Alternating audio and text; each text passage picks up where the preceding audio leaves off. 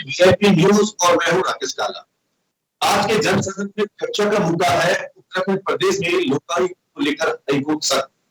और इसी विषय पर चर्चा करने के लिए खास मेहमान हमारे साथ बने हुए हैं। आइए सबसे पहले उनसे रूबरू करवा देते हैं।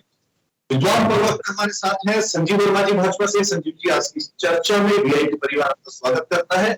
अमनदीप सिंह जी युवा नेता है। अमनदीप जी विद्वान नेत्री हमारे साथ है आम आदमी पार्टी से। उमा जी आज की चर्चा में आपका स्वागत। सबसे पहले प्रतिक्रिया संजीव वर्मा जी आपसे ले लेते हैं कि इस वक्त मौजूदा स्थिति में सरकार उत्तराखंड के अंदर आपकी है। संजीव वर्मा जी अगर समिति की बात करते हैं, लोकतंत्र की बात कर लेते हैं, नैनीताल हाईकोर्ट ने स्पष्ट आदेश दिया है सरकार को कि 8 सप्ताह के अंदर उत्तराखंड में लोकायुक्त नीति की जाए। हालांकि मुख्यमंत्री पुष्कर सिंह धामी जी ने कहा है कि ये अधिकार विधानसभा के अंदर है, लेकिन सरकार का जो भी विधानसभा का जो भी फैसला आता है, हाईकोर्ट का जो भी फैसला स्वागत किया जाएगा, उसको इम्प्लीमेंट किया जाएगा। विपक्ष की बात करें, अगर हम कांग्रेस की बात करें तो सरकार को घेरने का प्रयास कर रहे हैं। उसका तौर पे कहना है कि अगर बीजेपी की नीयत साफ होती तो वो लोकायुक्त लागू कर देते। और ये भी उन्होंने स्पष्ट तौर पे कहा है कि अगर बात करते हैं 2017 की, तो स्वर्गीय प्रकाश पंत मौजूदा स्थिति में वित्त मंत्री थे उस वक्त, उनके अध्यक्षता में 2 मेंबर पीटीवी की अगर बात करते हैं, मुन्ना सिंह चौहान जी की, महेंद्र भट्ट जी की बात करते हैं, मीटिंग कहीं नहीं, लेकिन इस पे कोई इम्प्लीमेंट नहीं हुआ। हालांकि उनका निधन 2019 में हो गया। संजीव जी, आपके मैनिफेस्टो 2017 में भी लिखा होता है कि पर्वत सिंह जी के से पहले की अगर बात करते हैं कि 100 दिन के अंदर लोकायुक्त की नियुक्ति करेंगे, लेकिन कहीं ना कहीं बड़े प्रश्न हो जाते हैं कि 5 मीटिंग हो जाती है, हाईकोर्ट को निर्णय लेना पड़ता है, हस्तक्षेप करना पड़ता है। लगता नहीं कि कहीं ना कहीं विपक्ष यहाँ पे आपको घेर सकता है। संजीव वर्मा जी, किस तरीके से इसको पटल करते हैं? राकेश जी, देखिए लोकायुक्त के मामला है और जैसी रिपोर्ट आएगी तो रिपोर्ट आने के बाद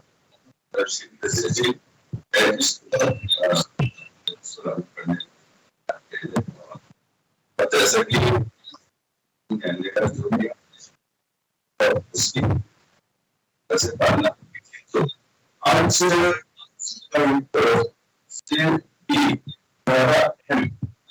इस समय है पूरे देश भर की निगाहें जिसके ऊपर टिकी हुई है वह है यूसीसी, जहाँ उत्तराखंड एक लीडिंग रोल प्ले कर रहा है और पूरा देश उत्तराखंड की ओर देख रहा है कि उत्तराखंड ने एक ऐसे अलग जगह का काम किया हमारे माननीय मुख्यमंत्री जी के द्वारा, जो 2022 विधानसभा चुनाव में हमने जनता के साथ जो वायदा किया था कि हम जैसे सत्ता में आएंगे पहली कैबिनेट बैठक में हम वोटर ड्राफ्ट करेंगे और अक्षरशः हमने उसका अनुसरण भी किया, जनता से किए हुए वायदे को हमने पूरा भी किया और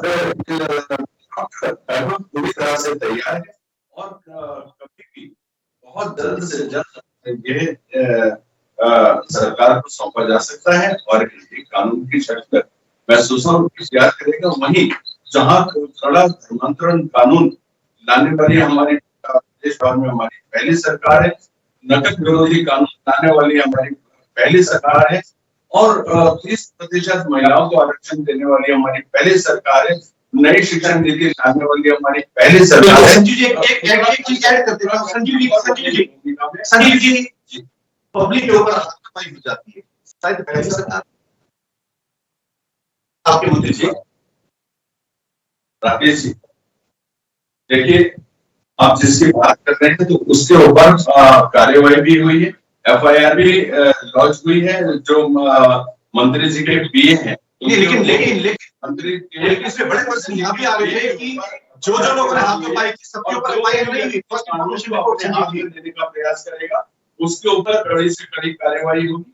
ये आम आदमी पार्टी की सरकार नहीं है, ये कांग्रेस की सरकार नहीं है, जो सब कुछ देखते हुए भी आंखें मूंद लेती है और हर चीज के ऊपर पर्दा डालने का काम करती है। हमारे संज्ञान में जब जो भी इस तरह की बातें आई हैं, हमारी सरकार ने तुरंत उन सभी चीजों की जांच भी करने का काम किया और उसके ऊपर कड़ी से कड़ी कार्रवाई भी करने का काम किया हो, चाहे यूपी SSC की बात हो, चाहे विधानसभा भर्ती की बात हो और चाहे अन्य कोई भी प्रकार की कोई घटना हुई हो।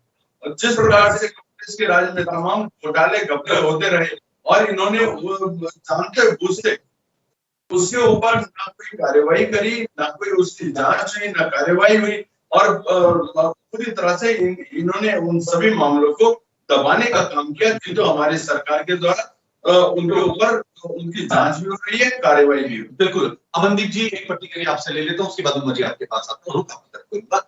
अमनदीप जी, देखिए बिल्कुल स्पष्ट तौर पर अगर बीजेपी की बात करते हैं, बीजेपी के प्रवक्ता का कहना ये भी है कि देखिए हम यूनिफॉर्म सिविल कोड लेके आ रहे हैं, प्रयास किया है, नकल विरोधी कानून की बात करते हैं, हमने प्रयास किया, और वेदर कोड की बात करते हैं, ऋषिकेश से जब ये शुरू होती है उसका हम लोगों ने स्टार्ट किया है, कहीं ना कहीं पहाड़ में जीवन जैसी चीज को देने का प्रयास किया है, लेकिन लोकायुक्त तो वो स्पष्ट तौर पे कहा है, लेकिन उसमें बड़े प्रश्न ये भी आ जाते हैं अमनदीप जी की हाई कोर्ट के हस्तक्षेप के बाद स्पष्ट तौर पे कहा गया 8 सप्ताह के अंदर किसी भी तरीके से सरकार लागू करे, लेकिन प्रश्न अगर बीजेपी पे बनता है तो आपकी सरकार पे भी बनता है, अगर उन्होंने इसका प्रस्ताव लाने का अपने मैनिफेस्टो में बोला था तो आप भी इसका प्रयास कर सकते हैं। अमनदीप सिंह, देखिए, इससे पहले जो बीजेपी हमारे साथ उन्होंने जो उच्च न्यायालय है उसने उन्होंने उनके द्वारा कहा गया कि 8 सप्ताह के अंतर्गत आप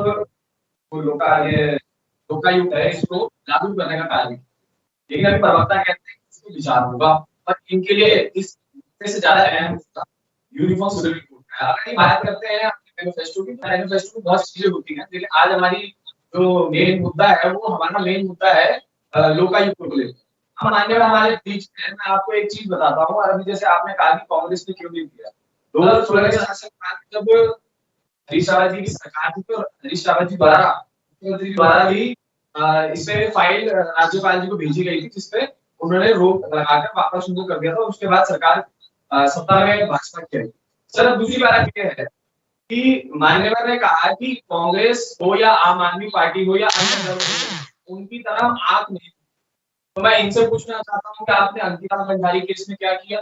आपने यूपीएससी का मामला हमारे सामने आता है, भर्ती घोटाले हमारे सामने आते हैं, ये पता कि ये विचार इसलिए करेंगे अभी क्योंकि सबसे भ्रष्ट सरकार है। कोरोना काल में सबसे बड़ा जो घोटाला हुआ वो भाजपा के शासनकाल में हुआ। बिल्कुल सही कहा इन्होंने, प्रयास सरकार बहुत कर रही है, लेकिन जनहित नजर नहीं आ रहा। अब दूसरी बात, हल्द्वानी में गोलाघाट निवासी रविशंकर जोशी ने हाई कोर्ट में जब जनहित याचिका दायर करी तो तब वहां से पता लगाया गया कि लोकायुक्त के नाम पर, और जो इन्होंने एक बना रखा है उसके लिए ऑफिस बना रखा है, उसके नाम पर हर वर्ष सरकार 2 से 3 करोड़ रुपए खा रही है। जब वो कार्य नहीं हो रहा है तो आप किस बात का पैसा जनता से ले रहे हैं? जनता हमारी टैक्स भर रही है, लेकिन आप तो अपनी ऐशो आराम कर रहे हैं, आप चुनाव लड़ रहे हैं। बिल्कुल बिल्कुल। अमनदीप जी लौट के आपको बराबर समय दे देते हैं। उमा जी, रुख आपकी तरफ करना चाहूंगा। उमा जी, देखिए अगर हम बात करते हैं भाजपा की या कांग्रेस की, दोनों की सरकारें यहाँ पे रही है, ट्रेंड भी रहा है कि कभी बीजेपी कभी भाजपा, हालांकि भाजपा ने मिथक तोड़ा था 2022 में, 17 के बाद कंटिन्यू रिपीट करती है। उमा जी पक्ष में अगर देखिए, नेचुरली आप विपक्ष में है, आपका धर्म भी है, राजनीतिक कहता है कि सत्ता में बैठी पार्टी को घेर, लेकिन प्रश्न यहाँ पे क्या करते हैं, हिमाचल में जाते हैं, सीट नहीं निकाल पाते, उत्तराखंड के अंदर आपका एक भी विधायक मौजूदा स्थिति में नहीं है, आपका मुख्यमंत्री का कैंडिडेट 5000 वोट में सिमट के रह जाता है, आपके प्रदेश अध्यक्ष 5000 वोट में सिमट के रह जाते हैं, लोग तो कम से कम 15, 18 वोट चाहते हैं। ये बड़े प्रश्न आ जाते हैं। लेकिन फिर भी अगर बात करते हैं कि मजी आपने अपने समय का अर्पण तक समाज के लिए किया है, लेकिन अगर रोज की बात करते हैं कि हाई कोर्ट को हस्तक्षेप करना पड़ रहा है, किस तरीके से देखिए, मैंने आपकी बात सुनी तो पहले काला जी में बिल्कुल आपकी बात से मैं ये कहना चाहूंगी कि आम आदमी पार्टी देश की पार्टी है जो 10 सालों में आज राष्ट्रीय पार्टी बन चुकी है। हमारा मुख्यालय यहाँ 2 बैठी है, 37 साल पुरानी कांग्रेस और 90 साल पुरानी बीजेपी पार्टी, उसके साथ आगे पार्टी प्रवक्ता आपके सामने है। तो मैं समझती हूँ कि देश की जनता का जो विश्वास आम आदमी पार्टी पर जिस तेजी के साथ बढ़ रहा है, आप देखेंगे कि हम आपको हिमाचल के लिए रख सकते हैं। अभी भी सरकार हाई कोर्ट की, माननीय हाई कोर्ट को इतनी बड़ी बात हमारी सरकार को कहनी पड़ी कि आप लोकायुक्त लागू कीजिए, तो मैं समझती हूँ कि माननीय हाई कोर्ट धन्यवाद करना चाहूंगा। कहीं ना कहीं बीजेपी सरकार का बहुत बड़ा फेल्योर है कि हाई कोर्ट में ये कहना पड़ता है।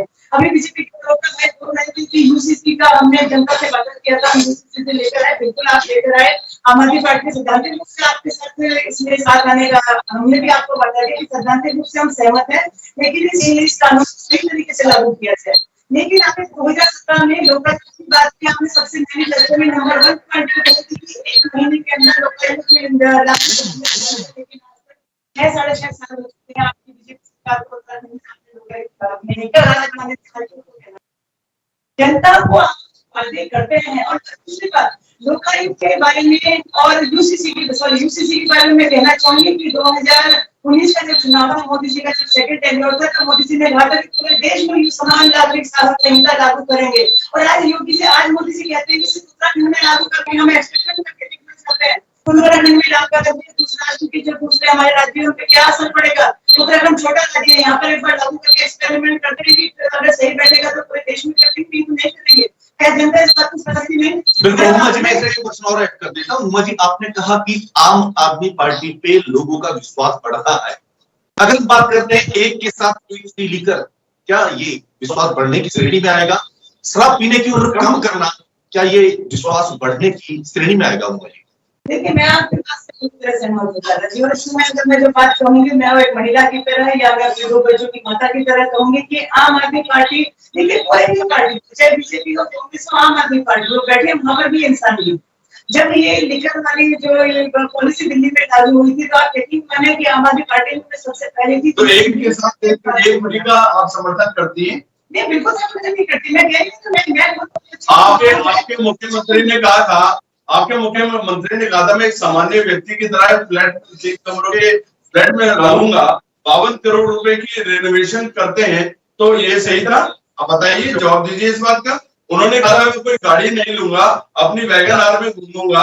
आज काफिले के साथ जाते हैं हेलीकॉप्टर में, पंजाब के मुख्यमंत्री मान के हेलीकॉप्टर में, पंजाब के मुख्यमंत्री मान को उन्होंने अपना पायलट बना के रखा हुआ है। क्या ये सही है? क्या आप जवाब दीजिए, आप जवाब दीजिए ना। अरे आप जवाब दीजिए। लोकायुक्त के नाम पर आप लोगों ने राजनीति करी और अन्ना हजारे जी के पीठ में छुरा भोग कर आप लोग सत्ता में आए। आप लोगों ने उनके साथ धोखा किया, जनता के साथ धोखा किया और देश के नंबर 1 झूठे फरेबी मक्कार केजरीवाल, जो यू टर्न करने के लिए पूरी तरह से माहिर है। अभी कोई बात बोलते हैं, 10 मिनट बाद एकदम पलटू राम के नाम से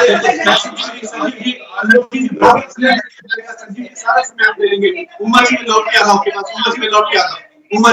हूँ। संजीव जी, देखिए, ये प्रोटोकॉल होता है, किसी भी प्रदेश का जो मुख्यमंत्री होता है उसको बड़ा आवास, बड़ी गाड़ी और हेलीकॉप्टर प्रोवाइड किया जाता है।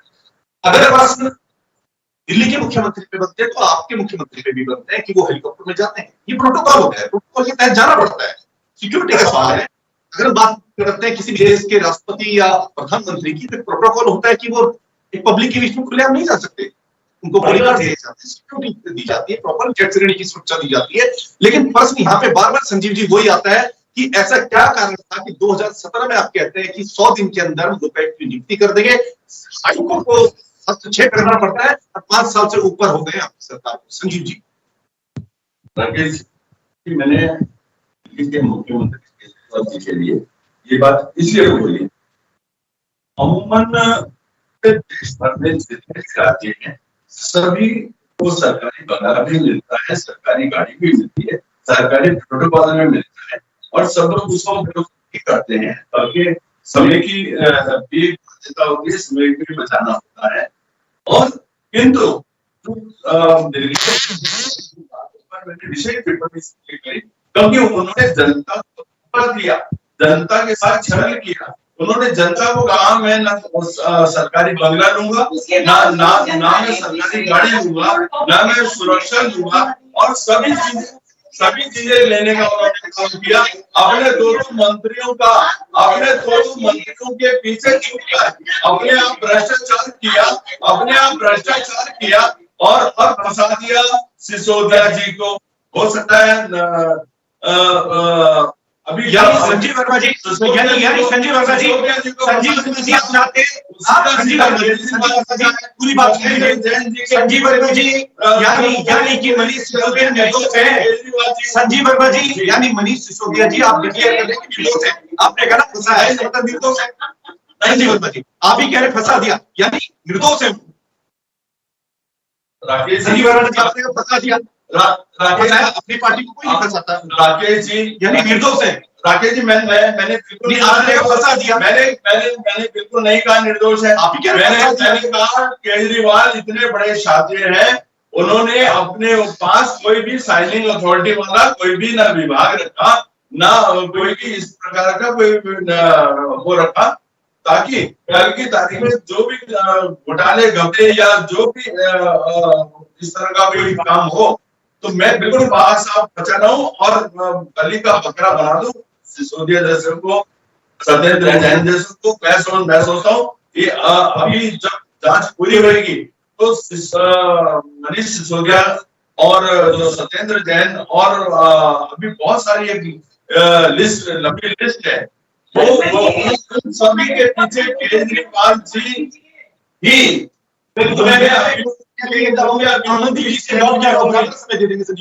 अमरदीप सिंह जी अगर हम बात करते हैं भाजपा की, आप कहते हैं लोकपाल की नियुक्ति उन्होंने 100 दिन के अंदर नहीं की, अपने मैनिफेस्टो में वो लिखते हैं, लेकिन क्या कारण था कि 2017 में जीतने के बाद एक बड़ा मैंडेट उनको 2022 में भी मिल जाता है। लगता नहीं कि कहीं ना कहीं जनता उनके कार्यप्रणाली को लेकर, उनके काम को लेकर संतुष्ट है।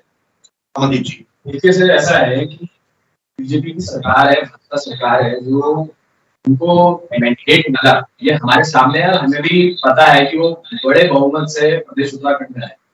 लेकिन मेरी बात है कि अगर प्रदेश की जनता आपके ऊपर विश्वास दिखाती है, आपको दूसरे टेन्योर में लाके बिठाती है उत्तराखंड के अंदर, फिर आपके द्वारा कहा जाता है कि ये लागू करेंगे, 100 दिन के अंतर्गत लागू करेंगे मैनिफेस्टो में। सर देखिए, अगर मैं मैनिफेस्टो की बात करता हूँ तो सरकार ने बहुत वादे किए कि हम जी क्या नाम है 1 साल के अंतर्गत 10 लाख युवाओं को सरकारी विभाग में नौकरियां देंगे, 2 करोड़ युवाओं को रोजगार देंगे। महंगाई अभी जैसे आप सभी के सामने ही है कि टमाटर के रेट कहाँ पहुंच गए हैं। अब तो बोलने पे हम मजबूर है कि अक्कड़ बक्कड़ दम पे वो टमाटर हो गया पूरे 100, ये तो पेट्रोल से भी निकलता है।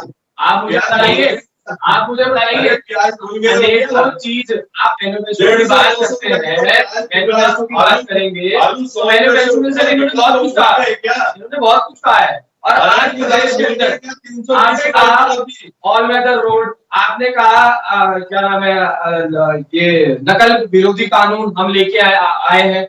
अरे आप तब लेके आए जब आपके ऊपर प्रेशर डाला गया, उसके पहले कहा था। अब जब आप यहाँ से समझिए कि अगर हाई कोर्ट को बीच में पढ़ना पड़ रहा है और खुद उनको बताना पड़ रहा है सरकार की बात के लिए चाहिए, वह प्रदेश की जनता के लिए नहीं सोच सकता। देखिए अगर बात करते हैं भाजपा कांग्रेस की, क्योंकि ये इतिहास रहा है जब से उत्तराखंड प्रदेश बना है कि भाजपा या कांग्रेस यहाँ पे अपना शासन करती चली जाएगी।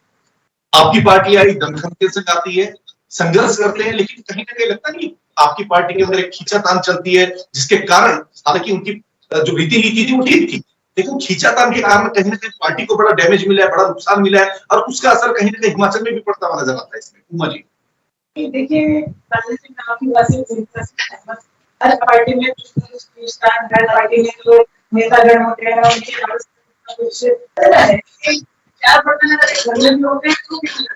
लेकिन इसमें ये कहना कि आम आदमी पार्टी इस नुकसान की वजह से हार गई, मैं उस बात से सहमत नहीं हूँ। हम लोगों ने चुनाव लड़ा, एमपी के साथ चुनाव लड़ा, जितना हम लोग चाहते थे हमें वोट प्रतिशत मिलेगा, हमें वो प्रतिशत नहीं मिला, लेकिन हम लोग होपफुल है।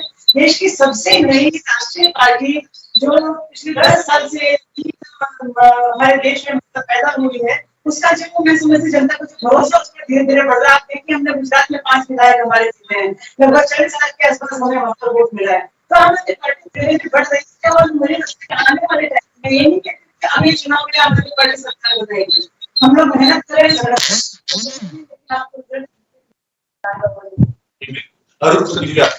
संजीव जी देखिए, कहीं ना कहीं जो विपक्ष है, चाहे हम बात करते हैं कांग्रेस की, चाहे हम बात करते हैं अपोजिशन में जो पार्टी थी आम आदमी पार्टी की, वो सरकार को घेरने का प्रयास करती है। क्योंकि कहीं ना कहीं देखिए, अगर आप बात करते हैं यूनिफॉर्म सिविल कोड की, आप बात करते हैं, ले आए, ठीक है, अच्छी बात है, उसके प्रयास लोग आप कर रहे हैं, अच्छी बात है, नकल विरोधी कानून के लिए आप प्रयास कर रहे हैं, वो अच्छी बात है। मुख्यमंत्री ने अभी तक कोई आरोप नहीं लगाया आपकी पार्टी के, वो एक अच्छी बात है। लेकिन कहीं ना कहीं अगर हाईकोर्ट को हस्तक्षेप करना पड़ रहा है, लगता नहीं कि कार्य प्रणाली पे प्रश्न चिन्ह उठाना लाजमी है। राकेश जी, इस तरह से बड़ी बड़ी बातें करते, 5 10 लाख 40 लाख, किंतु उत्तराखंड में आपने क्या किया? आपने बात उत्तराखंड की कही ना,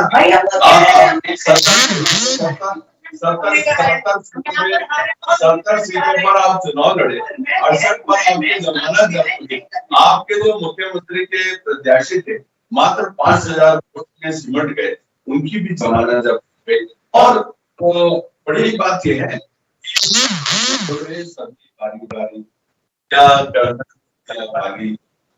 आपके तो मुख्यमंत्री के चेहरे और क्या आपके अध्यक्ष थे, वो सभी आम आदमी पार्टी को टाटा बाय बाय करके भारतीय जनता पार्टी में आपके शामिल हो गए। और राकेश जी बड़ी बात ये है, ये लोग इतने भयभीत थे, अपना नया प्रदेश अध्यक्ष नियुक्त नहीं कर रहे, नहीं कर रहे हैं। इनको डर है कि अगला प्रदेश अध्यक्ष हमने नियुक्त किया और वो भी अगले दिन भाग गया तो हमारी क्या गत होगी। संजीव जी, आपने कहा कि बिछड़े बारी बारी, तो जो बिछड़ के आते हैं उनको आप पार्टी में सम्मिलित कर लेते हैं किसी भी पार्टी से, वो अच्छे हो जाते हैं, जुड़ जाते हैं। राकेश जी देखिए, भारतीय जनता पार्टी की रीति नीतियों से और माननीय मोदी जी की ये रीति नीति में शामिल है संजीव जी, कि बिछड़ों को लेकर से और मुख्यमंत्री से प्रभावित होकर जो भी व्यक्ति भारतीय जनता पार्टी के अंदर शामिल होना चाहता है, हम उसका स्वागत करते हैं, सभी का वेलकम है। बड़ी संख्या में अभी आगे देखिएगा, हरिद्वार से कांग्रेस पार्टी के या आम आदमी पार्टी के या बहुजन समाज पार्टी के या अन्य जो समाज के अंदर एक अच्छा स्थान रखने वाले बहुत बड़ी संख्या में, हजारों की संख्या में लोग भारतीय जनता पार्टी में शामिल हुए। माननीय प्रदेश अध्यक्ष श्री महेंद्र भट्ट जी के द्वारा जितने भी हमारे अन्य संगठन है, जैसे पूर्व कर्मचारी हैं, पूर्व सैनिक हैं या अन्य जो भी समाज के सेवाएं देना चाहते हैं, आपने कहा सभी का आह्वान किया है कि आपने कहा आइए भारतीय जनता पार्टी को ज्वाइन करें और माननीय मोदी जी के हाथों को मजबूत करें। आपने कहा रीति नीति से प्रभावित होकर आपकी पार्टी को ज्वाइन कर दिया, क्या कमी या खामी रह जाती है कि अमनदीप जी और उमा जी प्रभावित हो पाते? नहीं, बहुत जल्दी ये भी होंगे, बहुत जल्दी ये भी होंगे। बिल्कुल, मैं रुक करना चाहूंगा अमनदीप जी आपकी तरफ। अमनदीप जी संजीव वर्मा जी अमनदीप जी मैं पर्स लेता हूँ। संजीव जी पर्स भी समय भी आप देंगे, संजीव जी समय दे दिया जाएगा। अमनदीप जी देखिए, कहीं ना कहीं संजीव जी का कहना है कि रीति नीति से प्रभावित होकर आ जाते हैं, लेकिन क्या कारण है कि आपकी पार्टी के लोग, अगर हम बात करते हैं, कई ऐसे विधायक कैंडिडेट थे जो टूट के बीजेपी में समझ, अब बीजेपी से टिकट मिलता है, जीत भी जाते हैं। क्या ऐसी तरह की, क्या ऐसी तपिश थी कि जो कांग्रेस पार्टी से निकलने के लिए मजबूर हो जाते हैं? अमनदीप जी, ऐसा है जो विधायक हैं, वो बड़े-बड़े जो आरोप बैठे हैं, जनता सुनके लायक, वो उसका अपना, मैं कहूँ तो मेरे हिसाब से, मैं अपने निजी से देखी हूँ, उनका पर्सनल वो है कि वो किस चीज से प्रभावित होते हैं, और उन्हें कुछ लगता है उनके कुछ आते भी हैं, ऐसी कोई दिक्कत नहीं, लोकतांत्रिक देश से सब पता है कहीं, वो एक अलग मेरा अभी मैं ये सारी चीजें सुन रहा हूँ, ये चीजें देख रहा हूँ, लेकिन हमारे बीजेपी के सबका लोकायुक्त तो बात नहीं कर रहे, मतलब जो जिस चीज पे डिबेट चल रहा है, जिस चीज पे बहस चल रही है, जनता के मुद्दों को उठाने का कार्य जो कर रहे हैं लोग, लेकिन वो सुनने को तैयार नहीं है, वो चीजों पे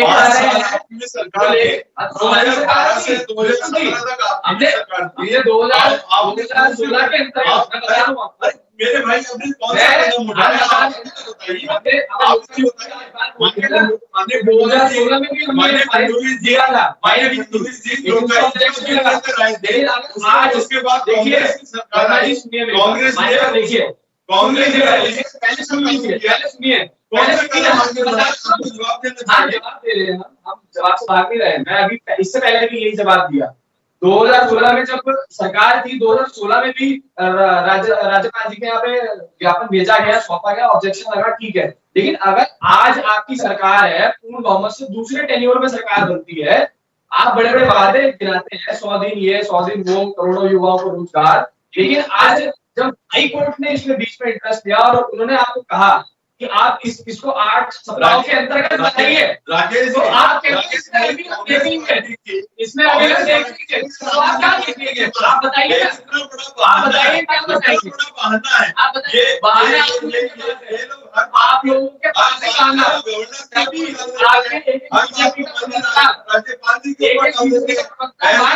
कार्यकर्ता है हमारे आपको ज्यादा घुमावदार कौन है बताइए ना। आप लोग कहते हैं जहाँ वो देश के प्रधानमंत्री कहते हैं मैं 16 अरे 16 को युवाओं को लग दिया आज आपने युवाओं को दिया है। आपके सरकार में गवर्नर कुछ नहीं सोचते, आप हाई कोर्ट कुछ नहीं सोचते, आप कुछ नहीं सोचते, हमें पता है क्योंकि आपका हर एक पहले मोदी जी के पास जाएगा, फाइन होके आएगा। अरे आप आपके सत्ता में ये काम होता है, ये सरकार को पता है, विभिन्न जनता को पता है, आपको विश्वास नहीं है, आपका विश्वास न्याय आपका नहीं है। जब हाई कोर्ट से जब आपके ऊपर याचिका की गई, जमा किया, आप बताइए ना आप 100 दिन के अंतर्गत आप 100 दिन के अंतर्गत आप यही जवाब नहीं दे रहे, आप बात सुन रहे हैं, आप 24 में पहुंचेंगे, कोई जवाब नहीं है, आपके पास जवाब नहीं है। इस प्रदेश का इतना दुर्भाग्य है कि कल मेरी बात सुनती हो, इस देश का इतना दुर्भाग्य है प्रदेश का कि हल्द्वानी के निवासी को याचिका दायर करनी पड़ती है हाई कोर्ट के अंतर्गत, जिसमें साफ रूप से लिखा जाता है याचिका में कि सरकार किस प्रकार से पैसा खाएगी। बिल्कुल संजीव वर्मा जी, अमनदीप जी, जब हम चर्चा करते हैं आप दोनों की बात आप दोनों तक ही नहीं पहुंच पा रही है, तो जनता जनार्दन करोड़ों की संख्या में सुख कैसे जाते हैं। उमा जी, अगर हम बात करते हैं भाजपा की, तो भाजपा के प्रवक्ता का स्पष्ट तौर पे कहना है कि नकल विरोधी कानून लाने वाली पहली सरकार उत्तराखंड के अंदर भाजपा सरकार है। वो कहते हैं यूनिफॉर्म सिविल कोड के ऊपर बात करते हैं, उसका प्रस्ताव, उसका ड्राफ्ट बिल्कुल तैयार हो गया, अगर वो इंप्लीमेंट हो जाता है तो भाजपा की पहली सरकार होगी। अगर वो लोगों को एक्टिव नियुक्ति भी कर देते हैं, जिस तरीके से 8 सप्ताह का समय, 2 महीने का समय कोर्ट ने दिया है कि उसके अंदर एक्टिव नियुक्ति की जाए, फिर विपक्ष के पास अन्य पार्टी के पास क्या मुद्दे रह जाते हैं जो भाजपा को कैसे? देखिए, भाजपा सबसे पहले तो मैं ये कहना चाहूंगी कि भाजपा ने लोकायुक्त का जो मामला की लोकायुक्त नियुक्ति कर दे, तो मैं सबसे पहले बताऊंगी, मैं सबसे पहले आम आदमी पार्टी की व्यक्ति होंगी जो मैं जाके सबसे पहले धामी जी को इस बात के लिए बधाई दूं। आप पहले करिए तो जो हाईकोर्ट कहती है, हाईकोर्ट ने आदेश किया, उस पर आपको संशय है? हाईकोर्ट आदेश नहीं, हाईकोर्ट का आदेश है, नहीं हाईकोर्ट आदेश संशय उठा रही है, प्रश्न उठा रही है।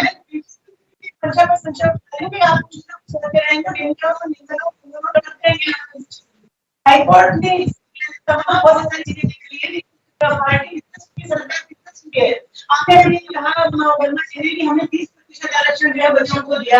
आप ये बताइए, इन्हीं के वकील थे ना जिन्होंने हाईकोर्ट में जाके कि हाईकोर्ट में कहना पड़ेगा कि महिलाओं को आरक्षण नहीं मिलेगा। उसके बाद जब प्रेशर हुआ, बच्चों का प्रेशर हुआ, विपक्ष हुआ, उसके बाद नहीं कोई राकेश हमारे सरकार की दृढ़ इच्छा शक्ति थी, ये हमारी सरकार की दृढ़ इच्छा शक्ति थी। हमारी सरकार सुप्रीम कोर्ट रही है, हमारी सरकार ने सुप्रीम कोर्ट में ये लड़ाई लड़ी है और मातृशक्ति को 30% जो क्षैतिज आरक्षण है उसको वापस दिलाने का जो श्रेय है सरकार को रहना चाहिए, क्योंकि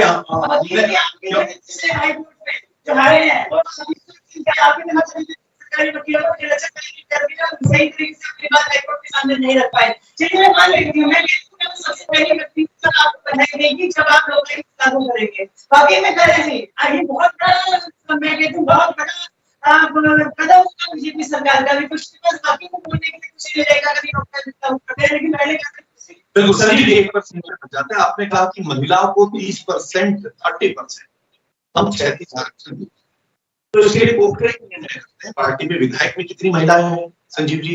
सांसद में मात्र एक महिला है। लगता नहीं कि अगर 70 विधानसभा सीट है तो उसमें 50%, 30% महिलाओं को टिकट दिया जाए।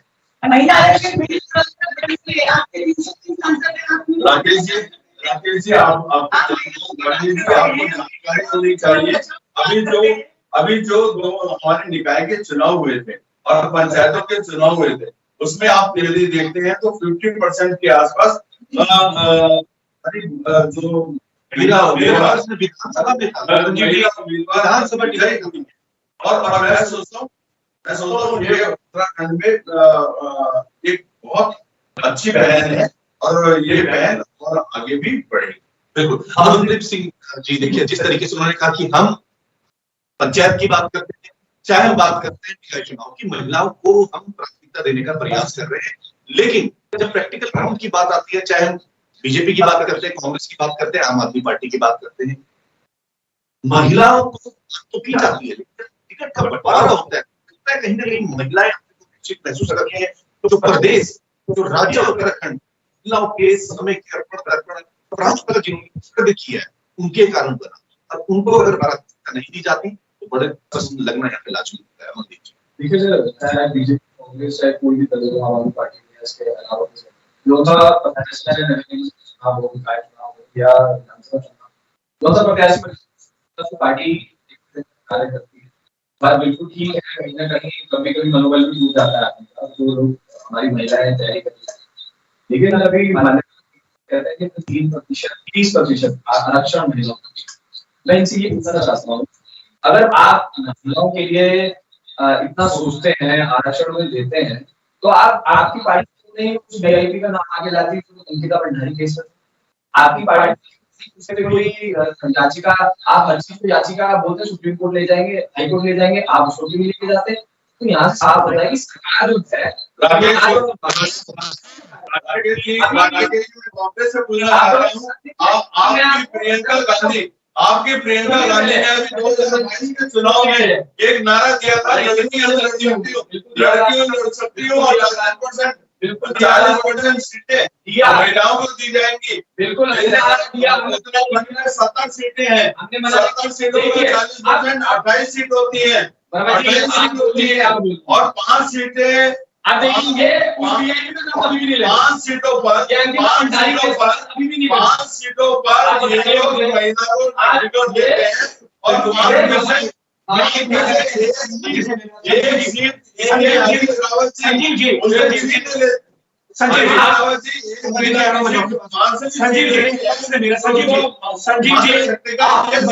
और संजीव जी महिला की बारी नहीं आने देंगे, फिर आप 36 आरक्षण की बात करते हैं। मैं प्रश्न लेना चाह रहा हूँ उमा जी से, आप उनकी बारी नहीं आने देते, आप कहते हैं 30% आरक्षण महिलाओं को देंगे, बड़े प्रश्न है यहाँ पे।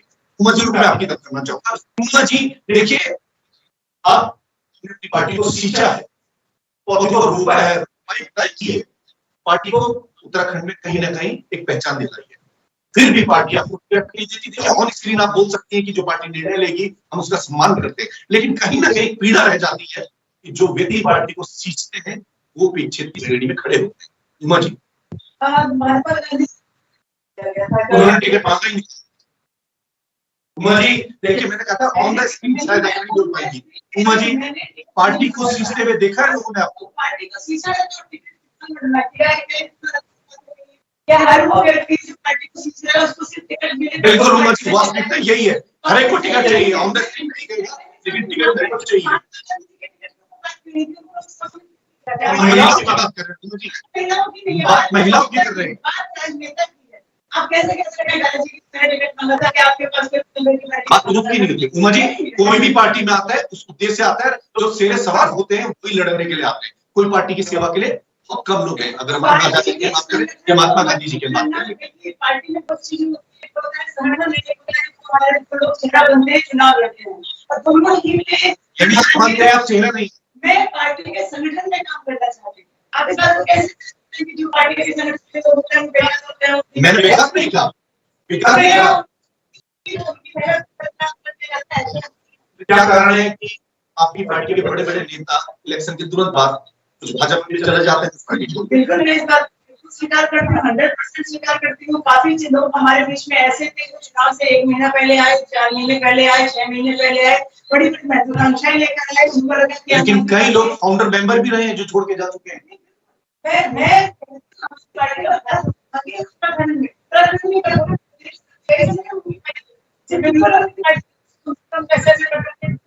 मैं पीछे की नहीं हटूं। हम यहाँ ऐसे हैं, बात करते हैं, जहाँ हम दोनों में बात करती हूँ, हमारी पार्टी को अपने गिरफ्तार में छात्रों को ज्यादा हमको सड़क पर संगठन को मजबूत करें और विपक्ष का धर्म के सरकार की गलतियां हैं उन पर हमारी पार्टी बहुत कुछ उत्तराखंड में अपने बहुत कुछ कर रहे हैं। बिल्कुल संजीव जी, आनंद जी, मैं नहीं समझती कि कोई सही बात है, जब आप सही तरीके से हमारी पार्टी को आगे चलाओ। बिल्कुल समय की अपनी सीमा है। संजीव वर्मा जी, अमनदीप सिंह बत्रा जी, उमर सिसोदिया जी, आप तीनों ने आज की चर्चा में भाग लिया। हम आपको बताते चले कि नैनीताल हाई कोर्ट ने 8 सप्ताह यानी 2 महीने के अंदर सरकार को आदेश दिया है कि लोकायुक्त की नियुक्ति की जाए। उत्तराखंड के मुख्यमंत्री पुष्कर सिंह धामी जी का स्पष्ट रूप से कहना है कि जो आदेश होगा उसका पालन किया जाएगा हाईकोर्ट के, और उन्होंने साथ साथ ये भी कहा है कि ये निर्णय जो है लेने का अधिकार विधानसभा को है, जो भी निर्णय आता है उसका स्वागत किया जाएगा। देखते रहिए वीआईपी न्यूज। नमस्कार।